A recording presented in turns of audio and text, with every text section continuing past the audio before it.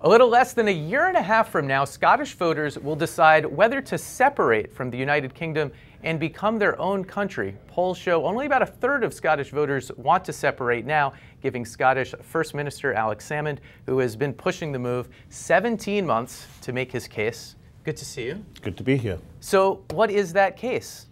Well, that case is the fundamental point, something which I think around here you folks came across rather more than 200 years ago, and that is that countries are better governing their own affairs as opposed to allowing another country to do it for them. And nobody is going to make decisions about Scotland better than the people who live and work in Scotland. That's the fundamental argument for Scottish independence. It seems like a self-evident point. So why do 2/3 of Scots not yet see that point?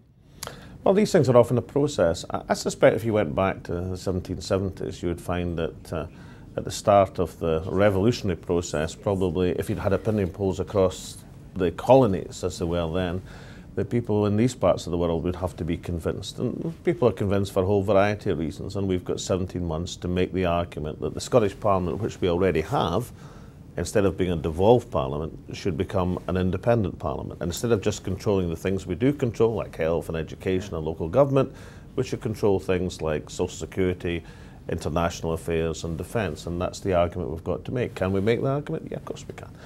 Can we win the argument? Yeah, we could do that as well. So let's talk about this independent Scotland, should your side win the referendum. One of the big questions is currency, whether you'll be on the pound or the euro. From what I understand, you'd prefer to stay on the pound, but maybe that won't be a practical possibility. Oh, it'll certainly be a practical possibility. Nobody gets dragooned into the euro. The European Central Bank are not looking for additional members at the present moment, incidentally. They're probably having enough trouble coping with the ones they've got. You'll join the EU, though?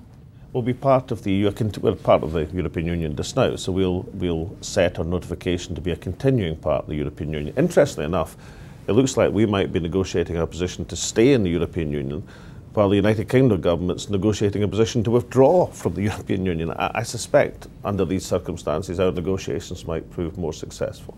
But no concern that you can continue with the pound. Some U.S. editorials have suggested that having two different countries under one currency creates all the kinds of problems we've seen with the euro over the last few years. There are big differences. The problem that euro has, they've got many countries in a currency, and these countries have vastly different productivity rates, you know, from the Ruhr Valley in Germany to the southern tip of Greece, about a 50% difference in industrial productivity. Scotland and England have the same industrial productivity. Scotland is actually marginally higher, as it happens.